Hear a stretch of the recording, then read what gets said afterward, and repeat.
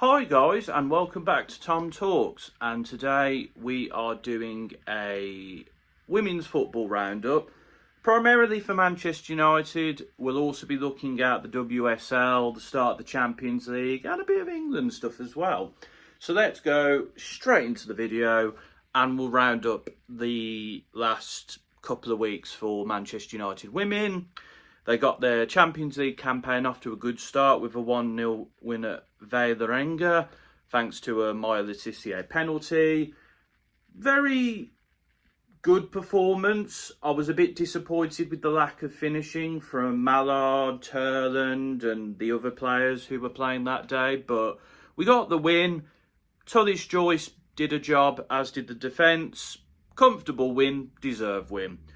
We then beat Everton 4-1. Bit of a worrying start. Could have been 2 or 3-0 up in the first 10 minutes, not taking our chances again. Then Tullis Joyce punches it out. Defence wasn't very switched on, and Hayashi for Everton has a free shot on goal. We then get back into the game. Lovely ball through from Miyazawa. Mallard's initial shot is saved, but she scores the rebound. Sandberg's free kick is then whipped in, and Kitagawa decides to put a lovely finish in for her own team. And then right at the end, Jess Park, fantastic performance from her, laid off by Toon for a deflected finish. And then another fantastic goal also set up by Toon again. And Leah Galton also was involved in what was her first appearance of the season, so nice to see her back amongst the goals. But Jess Park was absolutely fantastic and really showed what the team was missing when she came onto the pitch. And then we beat Atletico Madrid 1-0. Good start to the game, dominated. Toon makes a good challenge and Rolfo fires in a fantastic volley. Dominique Janssen then gets sent off. I personally don't think that was a red card. I think the yellow card decision was fair. I think the injury and the seriousness of that injury led to the referee having their mind change, and I don't agree because I don't think it was a red. Atletico are then pumping our goal, but Maya Tissier is brilliant in defence. Fallon Tullis Joyce is great in goal. Alexia Fernandez then gets sent off, and we come back into the game. Melvin Mallard misses another glorious chance. I've got to say, I love Melvin Mallard. She's fast, she's quick, but her finishing does need to improve a bit. She's our top goal scorer in the league with 5 goals. But she does need to improve her finishing. And in the end, we win 1-0. It was a nervy game, but you know what? To go for our first Champions League away day, to win in spite of a poor refereeing decision, I have to give them a props to it. So props to the team there. And to summarise, Fallon Tullis Joyce continues to be absolutely fantastic. What a great goalkeeper she is. Jade Riviere is still looking pretty solid at right back. Maya Tissier and Dominique Janssen is looking decent as a duo. Maya in particular is doing great. I am a bit worried about the lack of Janssen in the next game though. Maybe that red card will get overturned? I don't know. Millie Turner's not fit either, so I'm wondering who's going to play that centre-back role. Anna Sandberg continues to be very good. Really enjoyed watching her. Gabby George is coming back into the team, and you know what? She did her job in the second half of the Madrid game, so props to her. That midfield duo of Miyazawa and Zigotiomi continues to look really good, and both of them are getting involved in attacks as well, which I like to see. Ella Toon continues to be really good. That's 3 assists she got in those last 2 games, and she's been playing better than last season. She maybe needs to improve her shooting a little bit or maybe lay it off. But she has done that in the last 2 games, so I can't complain too much. And then in terms of the forwards, Turland has been a bit disappointing. She has not really been taking her chances. And that is a bit worrying. Mallard, again the same, but Mallard has scored a goal. But I think those two need to do some shooting practice, in my opinion. Rolfo has looked really good on the left wing. Nice to see her get her first goal as well. And then, in terms of the substitutes, Lisa Nolsen started the Everton game, and I think she looked decent. I think I'm going to be happy to see more of her. Glad to see Simia Wujo back in the team. Glad to see Galton. She's been really good in both her substitute appearances, both defensively and in attack. Rachel Williams is just there, I guess. I'm wondering when Hannah Blundell will get her first game back. She's been on the bench a lot.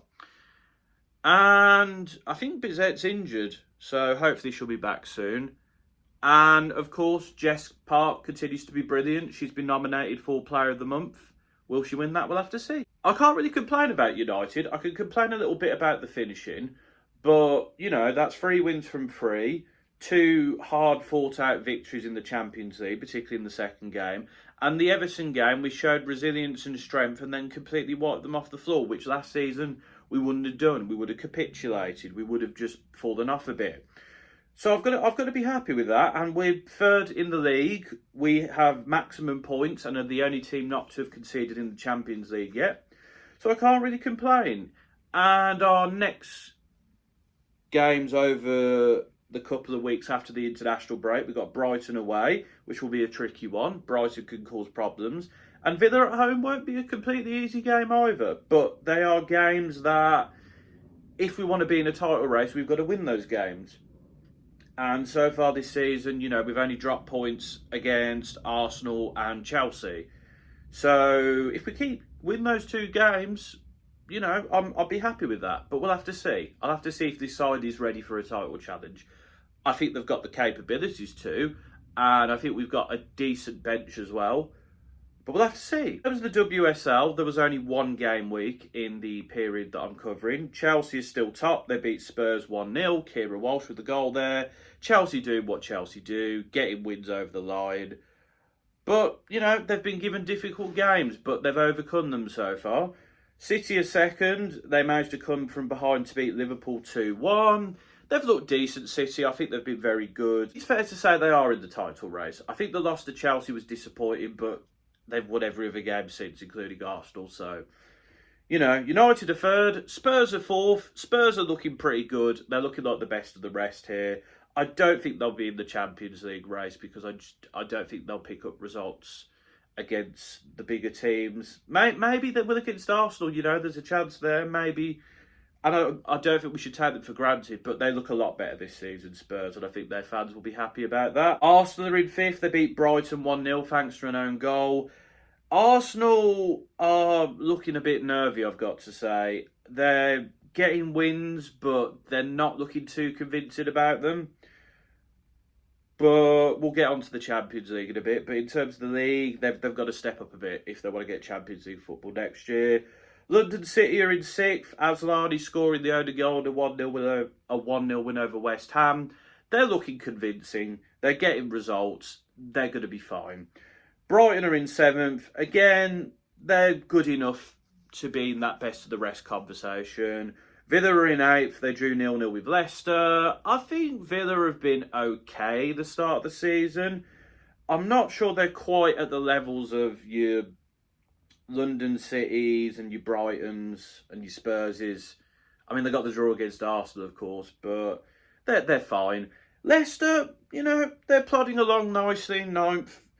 I think that they'd be happy so far. I just wonder what's going to happen when they start facing a lot more of the bigger teams. Everton are in 10th. The United result they'll probably be disappointed by, but United were the better team. I think they can be a bit less worried than the teams below them. They've just got to get results against those teams and they'll be fine. Liverpool in 11th. They've looked decent against City, against United, but they've got to get some points on the board. And West Ham at the bottom, really struggling here. And I think Liverpool's just got a bit more quality than West Ham does.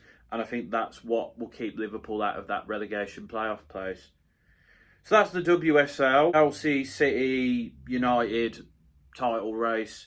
Spurs are going to be the best of the rest. Arsenal, not looking convincing. London City and Brighton have been decent. Villa's been decent. Leicester and Everton have been, like, okay-ish.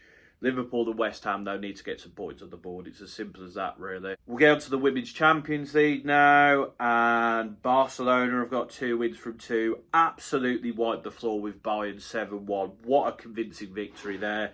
Claudia Pina with a hat-trick. Peugeot with 2 assists. and Brooks and Alexia Putellas with a goal and 2 assists. Very convincing win. They then battered Roma 4-0 as well. And Barcelona really bringing their A game to the Champions League. So they're always one of the favourites, but I think this year they seem to have stepped up.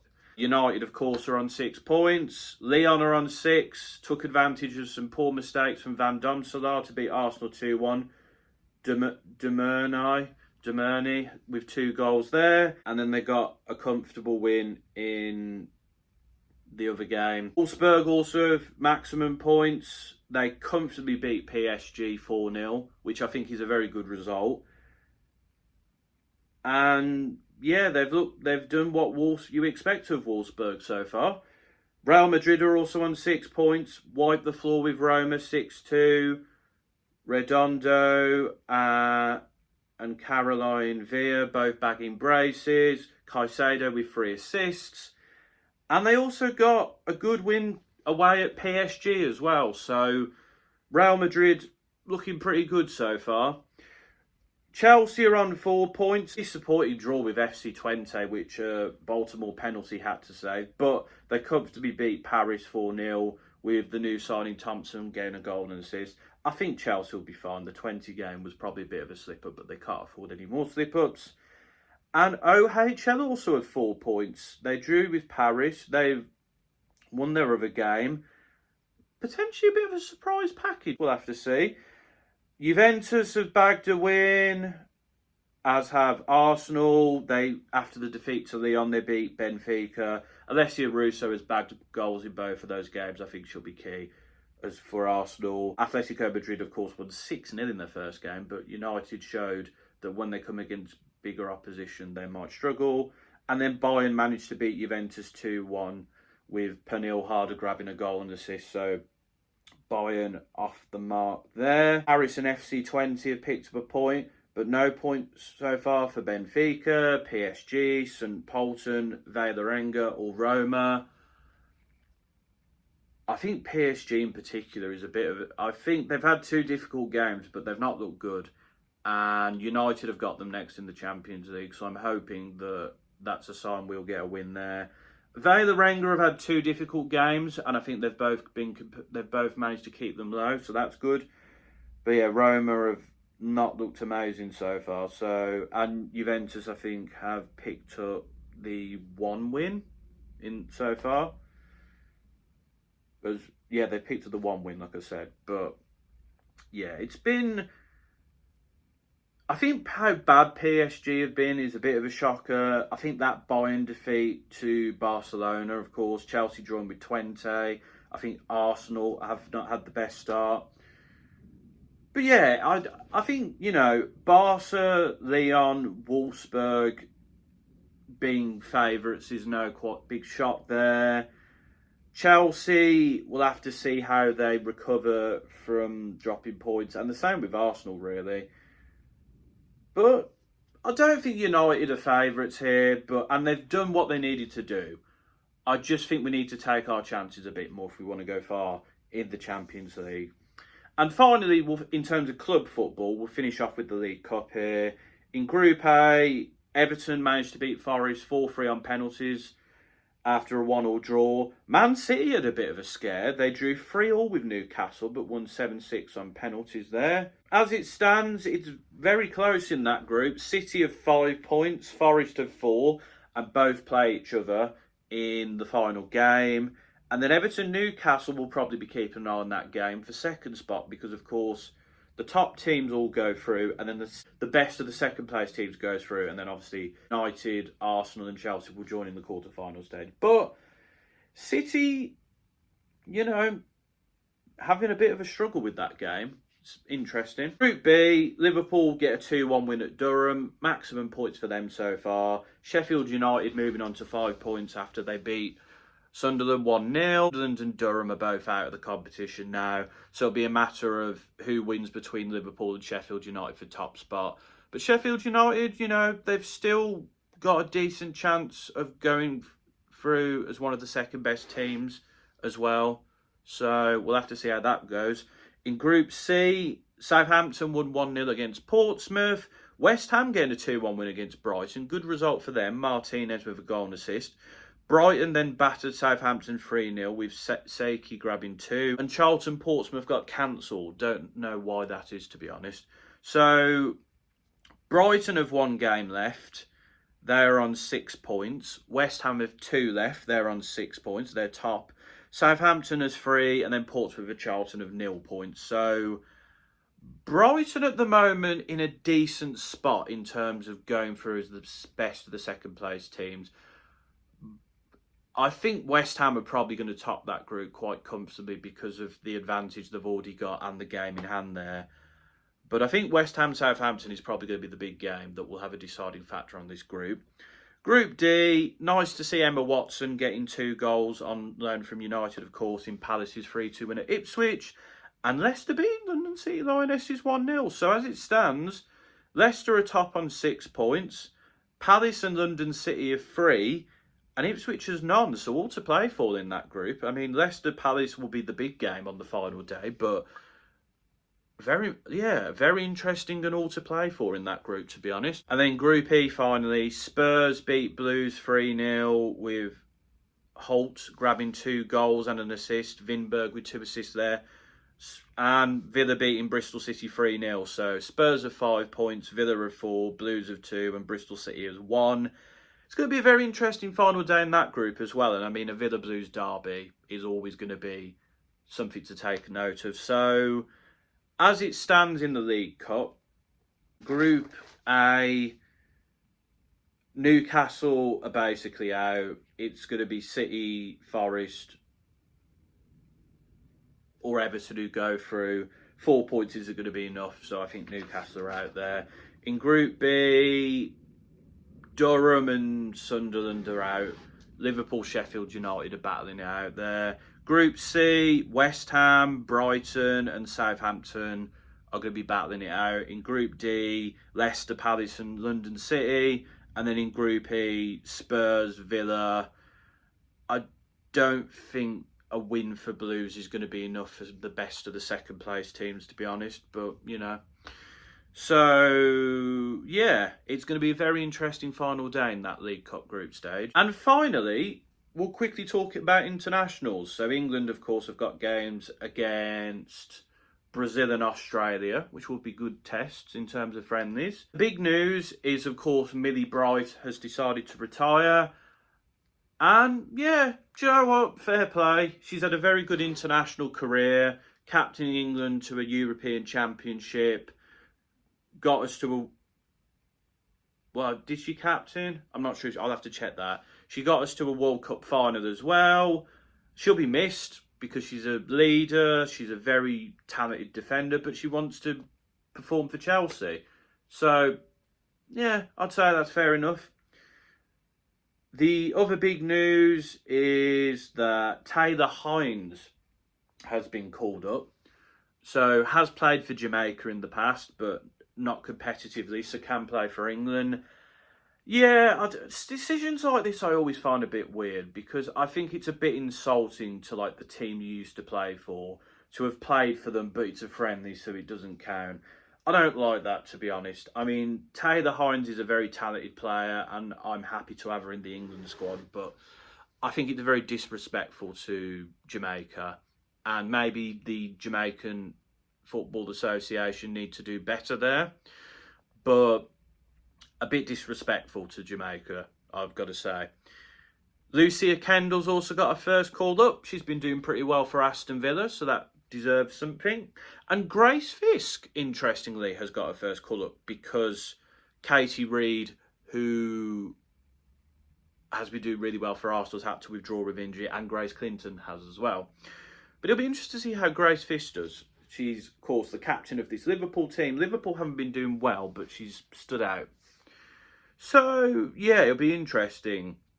And, of course, Lauren Hemp's not in the squad. Lauren James and Leah Williamson and other players who are injured are not in the squad. But it does feel like the start of a new era for England, of course, with the retirements we've had and with a lot of young players coming into the squad. It'll be very interesting to see. But we do have to talk about Myla Tissier. Now, I've jokingly always said that I think Serena's got beef with Maya because not playing good during the World Cup, Kit saying she's a right back.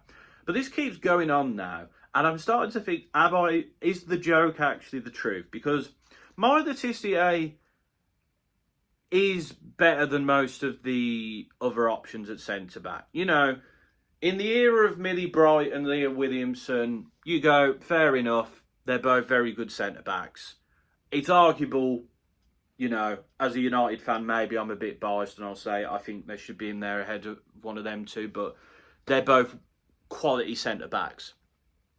But with Millie Bright retired, you can't tell me that Maya Tissier is not better than Jess Carter or Esme Morgan or Lottie Wobbin-Moy.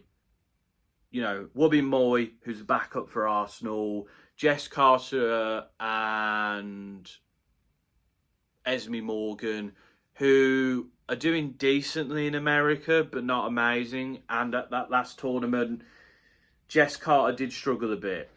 So the fact that Serena is still saying that I see Maya as a right back is concerning to me, because she's not going to get in there because like Lucy Bronze is first name on the team sheet. But yeah, I don't know what to say. I really hope Maya Tissier starts to get some games for England because she deserves to. She's a fantastic player. She's been brilliant for United. She's in the WSL team of the season for a reason. But we'll have to see what happens there. Yeah, that's the roundup.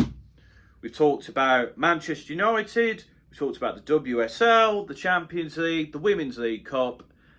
And we've talked a bit about England as well. So you got the full shebang in there.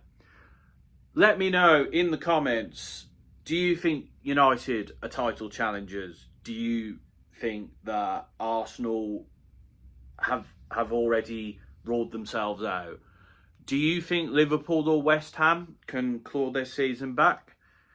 How far do you think Spurs will go this season? With the Champions League, who do you think's going through in the top four? Which teams have surprised you the most? Do you think United could go through in that top four? In the League Cup, who do you think's going through?